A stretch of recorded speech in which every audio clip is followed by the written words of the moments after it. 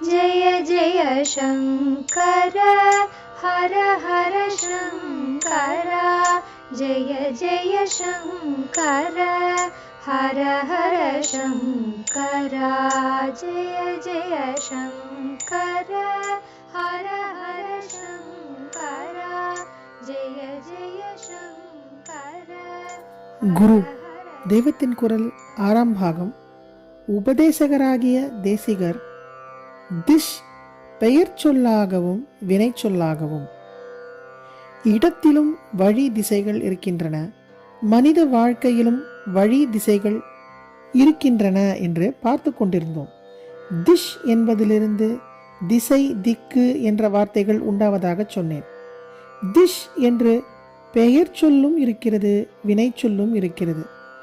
பெயர் சொல்லாக இருக்கும்போதுதான் இட சம்பந்தப்பட்டதான திசை என்று அர்த்தம் கொடுக்கிறது. வினை சொல்லாக இருக்கும்போது திஷ் என்றால் இப்படி பண்ணு என்று ஒருத்தன் செய்ய வேண்டியதை சொல்லிக் கொடுப்பதாக, உத்தரவு போடுவதாக ஆகும்.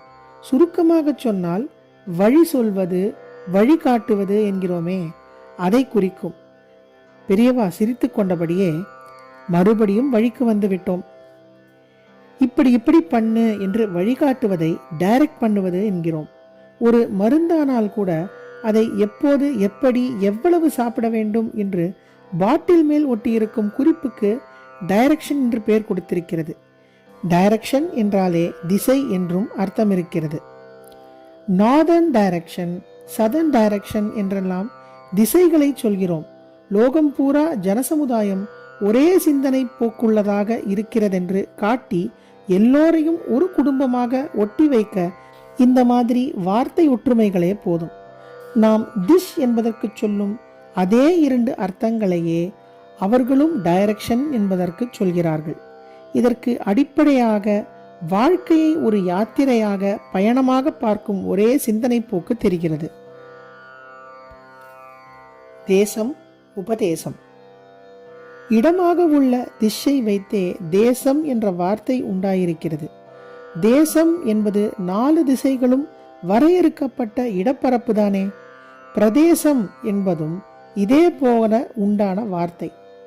செய்ய வேண்டியதை சொல்லிக் கொடுக்கும் திஷ்லிருந்து ஆதேசம், சந்தேசம், உபதேசம் என்ற வார்த்தைகள் வந்திருக்கின்றன. பொதுவாக எல்லா ஜனங்களுக்கும் உள்ள திசைகளில் குறிப்பிட்ட ஜனங்களுக்கு மாத்திரம் உடைமையாக எல்லை கட்டித்தரும் பகுதி தேசம். ஆகையால் உடைமைகளையே பிரதானமாக நினைக்கும் மனுஷ மனப்பான்மையின்படி அந்த வார்த்தை இடப்பரப்புக்கு மட்டுமே உரியதென்று ஆகிவிட்டது. வினை சொல்லாகவும் நல்வினையில் ஒருவரை செலுத்தும் உத்தரவாகவும் உள்ள திஷ்ஷிலிருந்து தேசம் என்று இன்னொரு வார்த்தையை கொண்டு வராமல் தேசத்திற்கு ஆ, சம், உப என்று அடை போட்டு ஆதேசம், சந்தேசம், உபதேசம் என்ற வார்த்தைகளையே கொண்டு வந்திருக்கிறார்கள். ஆதேசம் என்றால் அதிகாரப்பூர்வமான உத்தரவு, தெய்வ கட்டளையாக வெளிப்படவோ மனசுக்குள்ளேயோ ஒன்று தோன்றுவதை கூட ஆதேசம் என்றே சொல்வது. சந்தேசம் என்றால் தகவல், செய்தி. உத்தரவு என்பதன் அதிகாரம் ஒட்டி கொள்ளாமல் சாதாரணமாக அனுப்பும் எல்லா மெசேஜுமே சந்தேசம்தான். ஒன்றை சொல்லிக் கொடுப்பது என்பதன் சம்பந்தமில்லாமல் உத்தேசம், ஏகதேசம் என்றும் தேசம் போட்டுக்கொண்டு 2 வார்த்தைகள் இருக்கின்றன. உத்தேசம் வெளியிலே உத்தரவாகவோ சாதாரண செய்தியாகவோ சொல்லாமல் மனசுக்குள்ளேயே ஒன்றை நினைப்பது. நிச்சயமாக தெரியாததை ஒரு குறிப்பாக அனுமானித்து சொல்லும் போதும் எத்தனை என்று சரியாக தெரியாது, உத்தேசமாக சொன்னேன் என்கிறோம். பகவானே விபூதி யோகத்தில் தாம் ஒவ்வொரு வர்க்கத்திலும் சிரேஷ்டமான எதுவாக இருக்கின்றாரோ அதையெல்லாம் அடுக்கிக் கொண்டே போய்விட்டு முடிவில் இத்தனை சொன்னதும் கூட என்னுடைய அகண்ட விபூதிகளை பூராவாக அடக்கிவிடவில்லை, இவ்வளவும் கூட ஒரு குறிப்பு காட்டுவதாக சொன்னதுதான் என்னும்போது உத்தேச புரோக்தக என்றே சொல்லியிருக்கிறார். பின் குறிப்பு கீதை 10:40 ஸ்லோகம். இங்கே உத்தேசம் என்பதை ஆச்சாரியால் ஏகதேசம் என்று தம்முடைய பாஷ்யத்தில் அர்த்தம் பண்ணியிருப்பதால் ஏகதேசம் என்ற வார்த்தைக்கும் குறிப்பாக தெரிவிப்பது என்ற அர்த்தம் இருப்பதாக தெரிகிறது.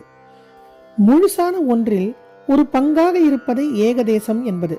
பேச்சு வழக்கில் மற்றவர்களுக்கு பங்கு தராமல் ஒருத்தரே முழுசையும் செய்தால் ஏகதேசமாக அவரே பண்ணிவிட்டார் என்கிறோம். ஆகக்கூடி உத்தேசம் ஏகதேசம் என்ற வார்த்தைகளில் நம் டாபிக்கான வழி சமாச்சாரம் இல்லை. உத்தேசம் வேண்டுமானால் ஒரு வழியை யோசிப்பதாகவும் இருக்கலாம். சந்தேசத்தில் கூட வழி சொல்வது இருந்துதான் ஆக வேண்டும் என்றில்லை. ஆதேசம் ஏதோ ஒரு வழியில்தான் போகணும் என்று கட்டாயமாகவே கட்டளை போட்டு விடுகிறது. பாக்கி இருக்கிற வார்த்தை உபதேசம். அதை சொல்லத்தான் இத்தனை பீடிகையும் போட்டது. உபதேசம் என்றவுடன் குரு சிஷ்யர்கள் நினைவு வந்து விடுகிறது. உபதேசம் கொடுக்க குருவும் பிற சிஷ்யனும் இல்லாமல் உபதேசம் என்பதே கிடையாது. எவரும் எவருக்கும் எதையும் சொல்வது சந்தேசம். கேட்பவனுக்கு நல்லதோ இல்லையோ அவன் கேட்டுத்தான் ஆக வேண்டும் என்று ராஜா மாதிரி உயர்ந்த ஸ்தானத்தில் இருப்பவன் பிரஜை மாதிரி கீழ்ஸ்தானத்தில் இருப்பவனுக்கு சொல்வது ஆதேசம். கேட்பவனின் நல்லதற்காகவே குரு என்பவர் சிஷ்யனுக்கு சொல்வது உபதேசம். ஸ்தானத்தில் ராஜாவுக்கும் பிரஜைக்கும் இருப்பதை விடவும் குரு சிஷ்யர்களுக்கிடையில் ஏற்றத்தாழ்வு ஜாஸ்தி. குரு என்பவர் ஈஸ்வரனின் ஸ்தானத்திலேயே வைக்கப்பட்டிருப்பவர். ஒரு பிரஜை ராஜாவுக்கு கட்டுப்பட்டிருப்பதை விடவும் சிஷ்யன் குருவிடம் அடங்கி கட்டுப்பட்டிருக்க வேண்டியவன்.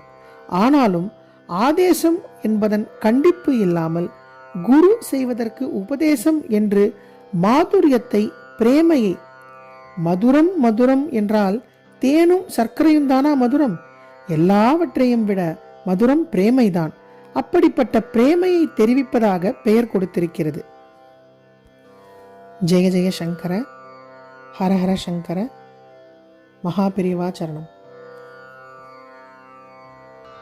जय जय शंकर हर हर शंकर जय जय शंकर हर हर शंकर जय जय शंकर